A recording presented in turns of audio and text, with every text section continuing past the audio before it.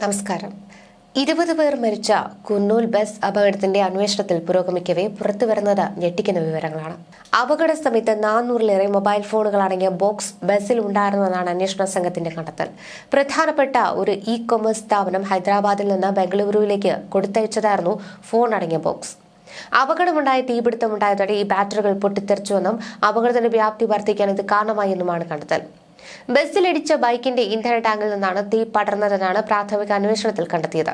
തീ ആളിപ്പടർന്നതിന് മൊബൈൽ ബാറ്ററികൾ കാരണമായി എന്നും വിലയിരുത്തുന്നു. അപകടത്തിൽപ്പെട്ട കാവേരി ട്രാവൽസിന്റെ ബസ്സിന് ഗുരുതരമായ സുരക്ഷാ വീഴ്ച സംഭവിച്ചിട്ടുണ്ടെന്നും കണ്ടെത്തി. ബസ്സിന്റെ എമർജൻസി എക്സിറ്റുകൾ പ്രവർത്തനക്ഷമമല്ലായിരുന്നു. വേണ്ടത്ര സുരക്ഷാ മാനദണ്ഡങ്ങൾ പാലിക്കാതെയുള്ള ഇലക്ട്രിക്കൽ മോഡിഫിക്കേഷൻസ് ബസ്സിൽ നടത്തിയിരുന്നുവെന്നും പരിശോധനയിൽ കണ്ടെത്തി. ഇത്തരത്തിൽ തീ പടരുന്നത് അപൂർവമായി സംഭവിക്കുന്ന ഒന്നല്ലെങ്കിലും മരണസംഖ്യ കൂടുതലിന് കാരണം ബസ്സിന്റെ സുരക്ഷാ വീഴ്ചയാണെന്നാണ് വിദഗ്ധർ പറയുന്നത്. അപകടത്തിന് പിന്നാലെ സർക്കാർ സ്വകാര്യ വാഹനങ്ങളിലെ പരിശോധനകൾ കർശനമാക്കിയിട്ടുണ്ട്. സ്വകാര്യ ബസ്സുകളിലെ ഇലക്ട്രിക്കൽ സംവിധാനങ്ങൾ പരിശോധിക്കുന്നതിനും അനധികൃതമായ വർക്ക്ഷോപ്പുകൾക്കെതിരെ നടപടിയെടുക്കുവാനും ആരംഭിച്ചിട്ടുണ്ട്. വെള്ളിയാഴ്ച പുലർച്ചെയാണ് ഹൈദരാബാദിൽ നിന്ന് ബംഗളൂരുവിലേക്ക് പോയ ബസ് കത്തി 20 പേർ മരിച്ചത്. അപകട സമയത്ത് 42 പേർ ബസ്സിലുണ്ടായിരുന്നുവെന്നാണ് വിവരം. ഹൈദരാബാദ് ബംഗളൂരു ദേശീയപാതയിൽ കർണൂൽ ജില്ലയിലെ ചിന്നടെക്കൂരിൽ 24 പുലർച്ചെയോടെയാണ് അപകടം. ബൈക്ക് ഇടിച്ചതിനെ തുടർന്നാണ് ബസ്സിന് തീപിടിച്ചത്. ബസ്സിലുണ്ടായിരുന്ന ഫോണുകളുടെ ബാറ്ററി പൊട്ടിത്തെറിച്ചത് അപകടത്തിന്റെ തോത് വർദ്ധിപ്പിച്ചതായി ഫോറൻസിക് വിദഗ്ധർ പറയുന്നു. ഹൈദരാബാദിൽ നിന്ന് ബംഗളൂരുവിലേക്ക് വിതരണത്തിനായി കൊണ്ടുപോവുകയായിരുന്ന മൊബൈലുകൾ 46 ലക്ഷം രൂപയുടെ മൊബൈലുകളാണ് ഈ ലഗേജിൽ സൂക്ഷിച്ചിരുന്നത്. ബസ്സിനടിയിലേക്ക് ഇടിച്ചു കയറിയ ബൈക്കിന്റെ തകർന്ന പെട്രോൾ ടാങ്കിൽ നിന്നും തീ പടർന്നാണ് ബസ് കത്തിയതെന്നാണ് പ്രാഥമിക നിഗമനം. ഇടിച്ച ബൈക്കുമായി മുന്നോട്ട് നീങ്ങുന്നതിനിടെ റോഡിലുറഞ്ഞ് തീപ്പൊരിയുണ്ടായി. പെട്രോൾ ചോർന്നത് തീപിടുത്തത്തിന് ആക്കം കൂട്ടി. അപകട സമയത്ത് യാത്രക്കാർ മിക്കവരും ഉറക്കത്തിലായിരുന്നു. ഷോർട്ട് സർക്യൂട്ട് മൂലം ബസിന്റെ വാതിൽ തുറക്കാനാകാത്തതിനാൽ ജനൽ ചില്ല് പൊട്ടിച്ചാണ് പലരെ രക്ഷപ്പെടുത്തിയത്. ബൈക്ക് ഓടിച്ചിരുന്ന 22-കാരൻ ബി ശിവകുമാറും അപകടത്തിൽ മരിച്ചു. ഒപ്പമുണ്ടായിരുന്ന സുഹൃത്ത് രക്ഷപ്പെട്ടു. അപകടത്തിന് മുൻപ് ശിവകുമാർ ബൈക്ക് അശ്രദ്ധമായി ഓടിക്കുന്ന ദൃശ്യങ്ങളാണ് പുറത്തുവന്നത്. ശിവകുമാർ ഒരു സുഹൃത്തിനൊപ്പം ഇന്ധനം നിറയ്ക്കാൻ പമ്പിലെത്തിയ ദൃശ്യങ്ങളായിരുന്നു അത്. ബൈക്ക് സ്റ്റാൻഡിൽ നിർത്തി കറക്കിയെടുക്കുന്നതും അപകടകരമായ രീതിയിൽ ഓടിച്ചു പോകുന്നതും ദൃശ്യങ്ങളുണ്ട്. പെട്രോൾ പമ്പിലെത്തിയപ്പോൾ ഇരുവരും മദ്യലഹരിയിലായിരുന്നു.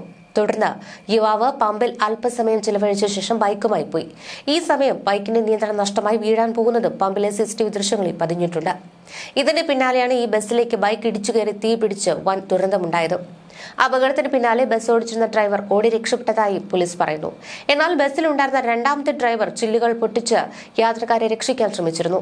പലരെയും ഇത്തരത്തിൽ ചില്ലുകൾ പൊട്ടിച്ചാണ് പുറത്തെടുത്തതെന്നും ഓടി രക്ഷപ്പെട്ട പ്രധാന ഡ്രൈവറെ പിന്നീട് അറസ്റ്റ് ചെയ്തുവെന്നും പോലീസ് പറഞ്ഞു. യാത്രക്കാരിൽ മിക്കവരും ഉറക്കത്തിലായതിനാലാണ് മരണനിരക്ക് ഉയർന്നത്. അപകടത്തിൽപ്പെട്ടതോടെ ബസ്സിന്റെ വാതിൽ അടഞ്ഞതിനാൽ യാത്രക്കാർ കുടുങ്ങി. ബസ്സിലെ മിക്ക യാത്രക്കാരും ദീപാവലി അവധി കഴിഞ്ഞ് ജോലിസ്ഥലത്തേക്ക് മടങ്ങിയവരാണ്. ബംഗളൂരുവിലെ IT കമ്പനിയിൽ ജോലി ചെയ്യുന്ന 23-കാരി അനുഷയും ദീപാവലി അവധി കഴിഞ്ഞാണ് വീട്ടിൽ നിന്ന് ബംഗളൂരുവിലേക്ക് യാത്ര തിരിച്ചത്.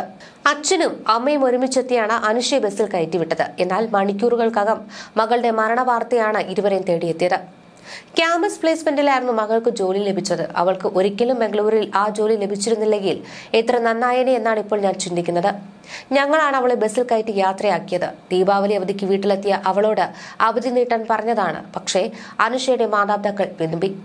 5 മാസം മുൻപ് ബംഗളൂരുവിൽ പുതിയ ജോലി പ്രവേശിച്ച ഗൗതമനും കഴിഞ്ഞ ദിവസത്തെ അപകടത്തിൽ ജീവൻ പൊലിഞ്ഞിരുന്നു. മകനില്ലാതെ താൻ ഇനി എങ്ങനെ ജീവിക്കുമെന്ന് ചോദിച്ച് ഗൗതമിന്റെ അമ്മ പൊട്ടിക്കരയുന്ന കാഴ്ചയും ആരെയും കണ്ണീരണിയിക്കുന്നതായിരുന്നു.